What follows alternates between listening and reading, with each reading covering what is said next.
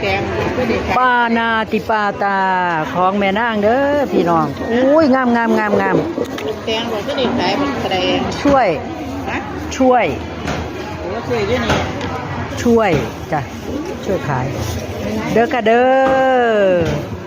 มาเด้อเอามีบักพริกดูเด้อพี่น้องมื้อนี้กินในนั้นนู้นคันจังใดก็ถักมาเด้อมันมีน้อยพริกมีน้อยถักมาเด้อจ้าจะเก็บไว้ทาจ้า